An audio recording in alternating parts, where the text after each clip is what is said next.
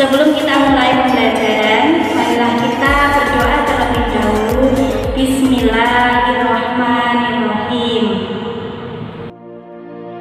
Anak-anakku, kita akan belajar materi sumber daya alam. Materi ini masih terkait dengan pembelajaran minggu lalu mengenai letak dan luas Indonesia. Sebelum kita mulai pembelajaran, silakan anak-anak lihat video berikut ini.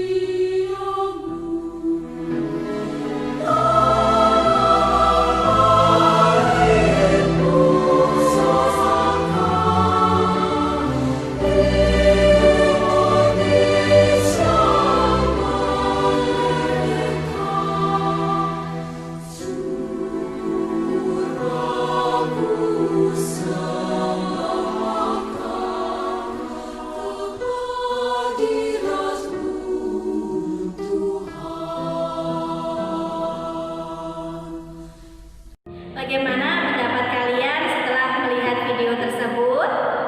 Ya, benar. Indonesia merupakan sebuah negara kepulauan di mana Indonesia memiliki keanekaragaman sumber daya alam. Apa sih yang dimaksud dengan sumber daya alam? Silakan kita ikuti pembelajaran berikut ini. IPS kelas 7, tema manusia, tempat, dan lingkungan. Subtema potensi sumber daya alam Indonesia. Adapun tujuan pembelajaran, yang pertama, menjelaskan pengertian sumber daya alam.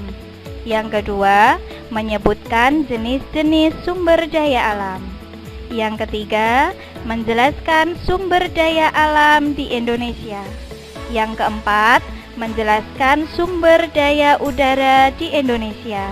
Dan yang kelima, menjelaskan sumber daya tanah di Indonesia. Sumber daya alam. Sumber daya alam merupakan segala sesuatu yang ada di alam, baik berupa benda hidup maupun benda mati yang dapat dimanfaatkan oleh makhluk hidup untuk memenuhi kebutuhan hidupnya. Ketersediaan sumber daya alam disebut dengan potensi. Apa sih yang dimaksud dengan potensi sumber daya alam di Indonesia? Dan apa saja potensi sumber daya alam di Indonesia? Potensi sumber daya alam Indonesia merupakan kemampuan atau kekuatan sumber daya alam Indonesia yang dapat dikembangkan secara optimal untuk meningkatkan kesejahteraan penduduk Indonesia. Potensi sumber daya alam Indonesia terbagi menjadi 5. Yang pertama, sumber daya udara. Yang kedua, sumber daya tanah. Yang ketiga, sumber daya air. Yang keempat, sumber daya hutan. Dan yang terakhir nomor 5, sumber daya tambang. Pada pertemuan kali ini kita akan belajar sumber daya udara dan sumber daya tanah. Sumber daya udara. Udara merupakan kumpulan dari berbagai macam gas yang melayang di permukaan bumi. Kumpulan gas yang terkandung dalam udara dapat berubah-ubah komposisinya sesuai dengan tinggi permukaan tanah. Ketika udara semakin tinggi dan mendekati lapisan atmosfer, maka lapisan udara semakin bertambah tipis. Karakteristik sumber daya udara terbagi menjadi 3. Yang pertama, sumber daya energi surya. Yang kedua, sumber daya energi angin. Yang ketiga, sumber daya energi gas. Karakteristik sumber daya udara. Yang pertama, sumber daya energi surya. Indonesia merupakan negara dengan penyinaran matahari yang cukup tinggi. Sumber energi matahari meliputi energi panas dan energi cahaya yang ditangkap melalui panel surya. Kemudian, energi surya tersebut akan diubah menjadi sumber listrik rumah, lampu jalan, sumber listrik perkantoran, dan lain sebagainya. Yang kedua, sumber daya energi angin. Angin terjadi sebagai akibat adanya perbedaan suhu pada permukaan bumi. Gerakan udara dari daerah yang dingin ke daerah yang lebih panas akan menghasilkan angin. Potensi sumber daya angin yang dapat digunakan diperkirakan 120 dikalikan 10 kWh per tahun. Sumber daya angin yang terdapat di udara sebagai sumber daya energi alternatif yang tidak merusak lingkungan. Untuk menangkap energi angin digunakan sayap atau baling-baling, sehingga energi angin dapat diperoleh menjadi tenaga penggerak yang selanjutnya dapat digunakan untuk menggerakkan peralatan atau sumber energi lain seperti generator listrik. Yang ketiga, sumber daya energi gas. Sumber daya gas yang terdapat di udara berupa oksigen, hidrogen, nitrogen, oksida nitrous, dan argon diperoleh melalui penguraian udara secara kimiawi. Potensi sumber daya gas yang terdapat di udara juga tidak terbatas. Sumber daya gas oksigen dan argon dimanfaatkan untuk kebutuhan rumah sakit, penerbangan, pabrik, ataupun industri. Pada umumnya, sumber daya gas nitrogen dan hidrogen lebih dimanfaatkan di bidang industri dan penerbangan. Setelah kita mempelajari sumber daya udara, yang kedua, sumber daya tanah. Tanah merupakan tempat manusia dan makhluk hidup lain berpijak dan melakukan berbagai aktivitas sehari-hari. Di dalam tanah banyak mengandung bahan organik dan anorganik. Bahan organik berasal dari jasad-jasad makhluk hidup yang telah mati, baik flora, fauna, maupun manusia. Bahan organik berasal dari benda-benda mati maupun batuan dan mineral. Proses pembentukan tanah dipengaruhi oleh beberapa unsur penting, seperti iklim, bahan induk batuan, organisme, topografi, dan waktu. Jenis-jenis tanah di Indonesia. Yang pertama ada tanah aluvial.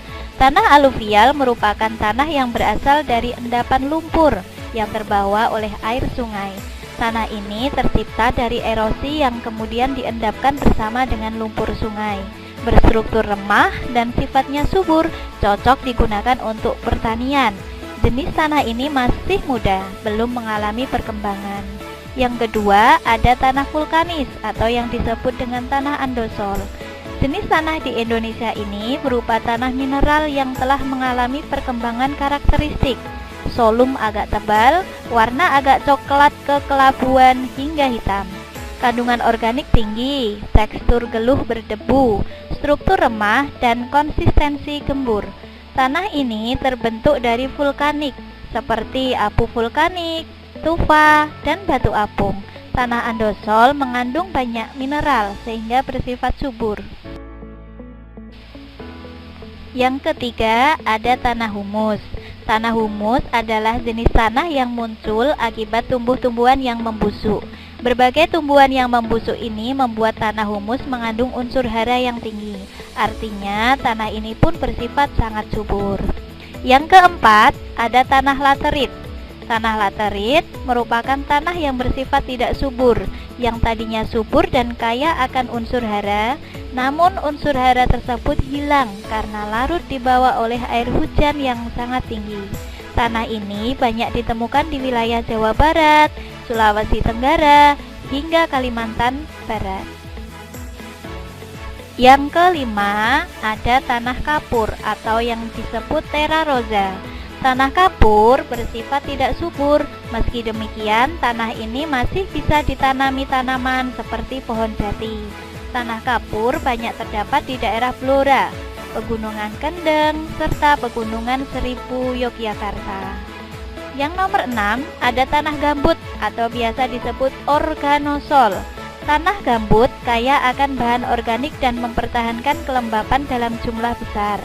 Tanah gambut banyak ditemukan di pulau-pulau di sekitar dataran Sunda, yaitu di pantai timur Sumatera, serta pantai barat dan selatan Kalimantan, dan di daerah sekitar dataran Sahul, yaitu di pantai barat dan selatan Papua. Nomor 7, tanah mergel. Tanah yang terbentuk dari campuran batuan kapur, tanah liat, dan pasir. Banyak terdapat di lereng pegunungan dan dataran rendah. Tanah mergel bersifat tidak subur. Nomor 8, ada tanah regosol. Tanah regosol merupakan tanah yang berupa material-material kasar, terbentuk dari pasir pantai atau material dari gunung api yang belum banyak mengalami pelapukan. Ciri tanah ini berbutir kasar atau besar. 9. Tanah latosol. Tanah latosol merupakan tanah berbatu, berupa batuan keras yang belum melapuk dengan sempurna. Biasanya terdapat pada lereng pegunungan yang mengalami erosi. Ciri tanah yaitu keras dan bersifat tidak subur. Dan yang terakhir adalah tanah potzolik. Tanah potzolik merupakan tanah yang terdiri atas batuan yang banyak mengandung kuarsa, sering dijumpai di pegunungan-pegunungan tinggi. Peta persebaran jenis tanah di Indonesia. Bisa anak-anak lihat, yang berwarna merah merupakan tanah vulkanis bersifat subur. Yang berwarna merah muda merupakan tanah laterit bersifat kurang subur. Yang berwarna biru muda merupakan tanah organosol atau tanah gambut, biasanya terdapat di pinggir pantai. Yang berwarna biru merupakan tanah aluvial, merupakan tanah hasil endapan dari material air sungai. Yang berwarna ungu merupakan tanah latosol.